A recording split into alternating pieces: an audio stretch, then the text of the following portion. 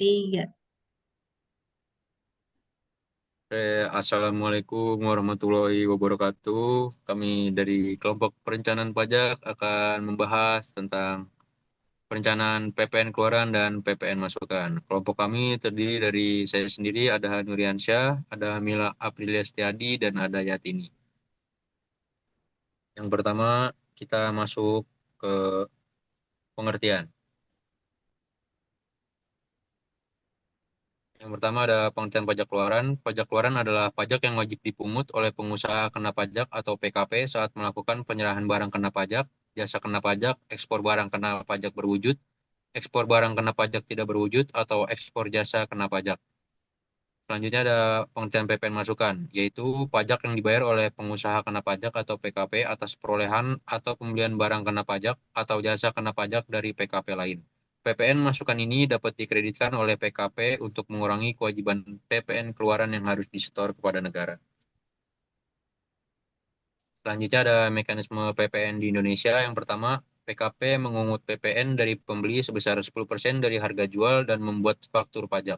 Yang kedua, PPN yang tercantum dalam faktur pajak adalah pajak keluaran atau utang pajak bagi PKP penjual. Yang ketiga, PPN yang dibayar saat pembelian merupakan pajak masukan yang dapat dikreditkan jika berhubungan dengan kegiatan usaha. Yang keempat, setiap bulan, selisih antara pajak keluaran dan pajak masukan harus disetor ke kas negara atau dikompensasi untuk masa pajak berikutnya. Yang kelima, PKP wajib menyampaikan SPT masa PPN setiap bulan. Yang pertama ada barang kena pajak atau BKP. BKP mencakup barang berwujud atau tidak berwujud seperti hak atas merek dagang atau paten yang dikenakan PPN berdasarkan UU PPN. Penyerahan BKP mencakup transaksi jual beli, pengalihan hak dan pemakaian sendiri serta beberapa kasus lainnya. Yang kedua, jasa kena pajak atau JKP. Jasa kena pajak adalah kegiatan pelayanan yang menyebabkan barang atau fasilitas tersedia untuk dipakai. PPN dikenakan pada sebagian besar jasa, kecuali beberapa jenis jasa tertentu, misalnya jasa kesehatan, pendidikan, dan sosial. Yang ketiga, penyerahan jasa kena pajak. Penyerahan jasa dikenakan PPN jika dilakukan di dalam daerah pabean oleh PKP dan tidak bergantung pada domisili penerima jasa. PPN berlaku pada transaksi jasa yang dilakukan dalam konteks usaha atau kegiatan hukum. Selanjutnya ada pengusaha kena pajak atau PKP. Pengusaha kena pajak atau PKP adalah orang pribadi atau badan yang melakukan kegiatan usaha yang menghasilkan atau menjual barang atau jasa kena pajak yang dikenakan PPN. Pengusaha yang melakukan penyerahan barang atau jasa ini wajib mengajukan permohonan untuk dikukuhkan sebagai PKP jika omsetnya mencapai 4,8 miliar per tahun. Pengusaha kecil dapat memilih untuk menjadi PKP jika omsetnya di bawah batas tersebut. Setelah menjadi PKP, pengusaha wajib memungut, menyetor, dan melaporkan PPN yang terutang atas transaksi mereka. Kewajiban PKP yang pertama ada melaporkan usaha untuk dikukuhkan sebagai PKP. Yang kedua, memungut, menyetor, dan melaporkan PPN dan PPNBM yang terutang. Yang ketiga, menerbitkan faktur pajak untuk setiap transaksi penyerahan BKP atau JKP. Selanjutnya akan dijelaskan oleh Yatini. Baik, untuk selanjutnya yaitu keuntungan menjadi PKP, yaitu legal secara hukum dianggap memiliki sistem yang baik, kemudian meningkatkan peluang kerjasama dengan perusahaan besar dan dapat melakukan transaksi dengan pemerintah dan mengurangi beban pajak bagi konsumen. Untuk kerugian menjadi PKP, yaitu beban pajak lebih besar karena PPN dikenakan pada harga jual, yaitu mengurangi daya saing karena harga jual menjadi lebih tinggi. Kemudian proses pelaporan pajak yang lebih rumit dan sanksi yang lebih berat jika terjadi kesalahan. Untuk faktur pajak, yaitu faktur pajak merupakan bukti pungutan pajak yang diterbitkan oleh PKP untuk setiap penyerahan BKP atau JKP atau ekspor barang dan jasa. Faktur pajak wajib diterbitkan untuk setiap transaksi yang dikenakan PPN. Sejak 1 Juli 2016, semua pengusaha yang dikukuhkan sebagai PKP harus menggunakan faktur pajak elektronik atau e-faktur untuk mencegah penggunaan faktur fiktif dan kegagalan untuk mematuhi aturan dapat dikenakan sanksi administratif maupun pidana. Terdapat larangan membuat faktur pajak, yaitu pengusaha yang belum dikukuhkan sebagai pengusaha kena pajak atau PKP dilarang membuat faktur pajak.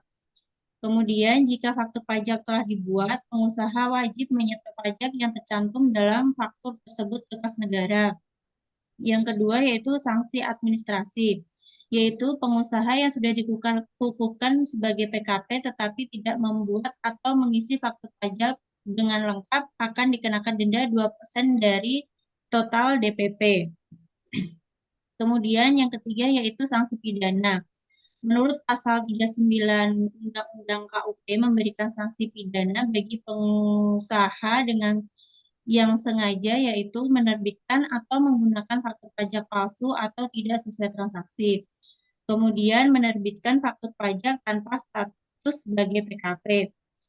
Kemudian sanksi pidana berupa penjara 2 sampai 6 tahun dan denda 2 kali hingga 6 kali jumlah pajak yang tercantum dalam faktur pajak.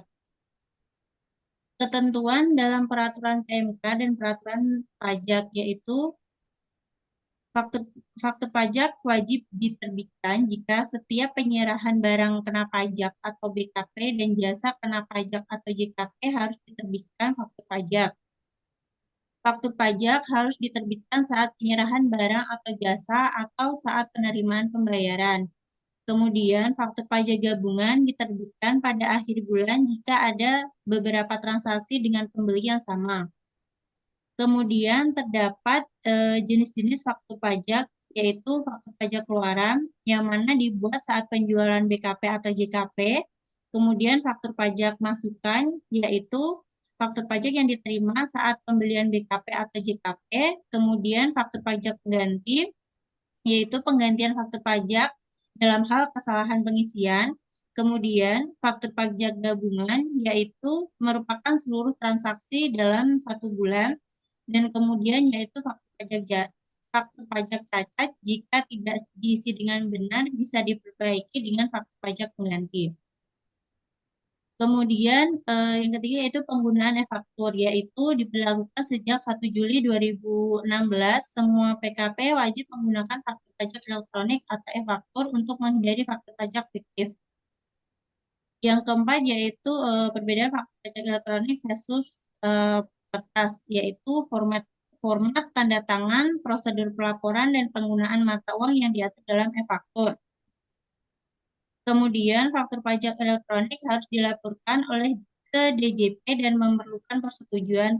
Sementara faktur pajak kertas menggunakan tanda tangan basah dan format yang tidak ditentukan secara ketat. Kemudian terdapat nomor faktur pajak. Berdasarkan peraturan Direktorat Jenderal Pajak, nomor faktur pajak terdiri dari kode transaksi, kode status, dan nomor seri yang ditentukan oleh DJP. Untuk kode faktur pajak dan perencanaan pajak PPN yaitu kode faktur pajak sendiri yaitu untuk kode 03 itu merupakan penyerahan BKP atau JKP kepada pemungut PPN lainnya seperti kontraktor, BUMN, dan sebagainya. Kemudian untuk kode 04 yaitu untuk penyerahan BKP atau JKP dengan DPP nilai PPN-nya yaitu yang dipungut oleh PKP penjual. Kemudian untuk kode 06 yaitu penyerahan BKP atau JKP yang PPN-nya dipungut oleh PKP penjual atau kepada turis asing. Untuk kode 07 yaitu merupakan penyerahan BKP atau JKP dengan fasilitas PPN tidak dipungut atau PPN-nya ditanggung oleh pemerintah. Kemudian untuk kode 08 yaitu penyerahan BKP atau JKP yang dibebaskan dari PPN. Kemudian untuk kode 09 yaitu penyerahan aktiva pasal 16D yang PPN-nya dipungut oleh PKP penjual. Untuk perencanaan pajak PPN yaitu identifikasi barang atau jasa, yaitu tentukan apakah terutang, tidak dipungut atau dibebaskan atau kena PPN. Kemudian untuk kapitalisasi biaya itu biaya pembangunan yang bisa dikapitalisasi untuk efisiensi PPN. Kemudian perencanaan untuk pelaporan faktur yaitu laporkan faktur sesuai masa pajak dan pastikan sah agar bisa dikreditkan. Kemudian untuk pre-financing yaitu perketat syarat pembayaran untuk mencegah PPN yang dibayar oleh pembeli. rekonsiliasi omset, yaitu mencocokkan omset PPN dengan SPT PPh badan. Kemudian perencanaan selanjutnya yaitu menghindari sanksi, yang mana memastikan untuk menghindari denda atau sanksi terkait PPN. Untuk kemudian untuk status faktur pajak, yaitu untuk kode 0, yaitu untuk status faktur pajak normal, untuk kode 1 yaitu status faktur pajak pengganti. Kemudian untuk fasilitas PPN, yaitu PPN tidak dipungut, yaitu merupakan di kawasan berikat atau kapet atau FT. Kemudian PPN dibebaskan, yaitu impor atau penyerahan barang tertentu yang strategis. Insentif PPN misalnya selama pandemi COVID-19. Kemudian untuk sanksi atau pelanggaran terkait PPN, yaitu tidak membuat faktur pajak atau membuatnya terlambat. Kemudian melaporkan faktur pajak tidak sesuai atau tidak lengkap. Kemudian yaitu tidak melaporkan kewajiban pajak dengan benar. Yang keenam yaitu merupakan perencanaan pajak untuk PPN, yaitu tentukan apakah objek pajak kena atau tidak kena PPN. Kemudian untuk pengusaha kecil, yaitu dilihat dari peredaran usaha tidak lebih dari 4,8 miliar. Kemudian daftar sebagai PKP, yaitu jika omset lebih dari 4,8 miliar atau jika diperlukan untuk mendapatkan faktur pajak masukan. Untuk selanjutnya akan dijelaskan oleh Kak Mila. Yang ketujuh, ada perusahaan dengan beberapa cabang. Penyerahan PPN dilakukan berdasarkan tempat kedudukan atau kegiatan usaha. Pengusaha dapat meminta penetapan tempat pajak terutang oleh DJP. Yang ke-8, pemeriksaan DJP dan konfirmasi faktur pajak. Jika terdapat perbedaan dalam laporan PPN dan PPh badan, wajib pajak harus dapat menjelaskan selisihnya. Yang ke-9, ada perencanaan PPN keluaran, yaitu faktur pajak keluaran diterbitkan pada saat terutang PPN seperti saat penyerahan BKP atau JKP atau penerimaan pembayaran. Dan pengusaha dapat merencanakan penerbitan faktur pajak berdasarkan status PPN lebih bayar atau kurang bayar. Berikutnya, perencanaan PPN masukan. Perencanaan PPN masukan berkaitan dengan kapan pengusaha kena pajak atau PKP mengkreditkan faktur pajak masukan. PPN masukan dapat dikreditkan dalam SPT PPN masa yang bersangkutan hingga 3 bulan setelahnya atau diakui sebagai biaya usaha jika tidak dikreditkan. Contoh perencanaan PPN masukan. Yang pertama, perkiraan status lebih bayar PPN. Jika PKP memprediksi akan menjadi lebih bayar PPN setelah menganalisis DPP PPN keluaran dan masukan, maka PPN masukan dapat dikreditkan pada SPT PPN masa berikutnya untuk menghindari lebih bayar. Yang kedua, perkiraan status kurang bayar PPN. Jika PKP memprediksi kurang bayar PPN, PKP dapat bernegosiasi dengan penjual untuk menerbitkan faktur pajak keluaran sesuai dengan nilai pembayaran dibuka, meskipun barang atau jasa belum diserahkan. Berikutnya, metode pengkreditan pajak masukan. Yang pertama, pajak masukan dalam suatu masa pajak dapat dikreditkan dengan pajak keluaran untuk masa pajak yang sama. Yang kedua, pajak masukan yang belum dikreditkan pada masa pajak yang sama dapat dikreditkan pada masa berikutnya, paling lambat 3 bulan setelah berakhirnya masa pajak tersebut. Yang ketiga, PKP yang belum berproduksi dan belum melakukan penyerahan yang terutang pajak, pajak masukan atas perolehan atau impor barang modalnya tetap dapat dikreditkan. Yang keempat, pajak masukan yang dibayar untuk perolehan BKP atau JKP harus dikreditkan dengan pajak keluaran di tempat PKP dikukuhkan. Sekian materi yang dapat kami sampaikan, kurang lebihnya mohon dimaafkan. Terima kasih.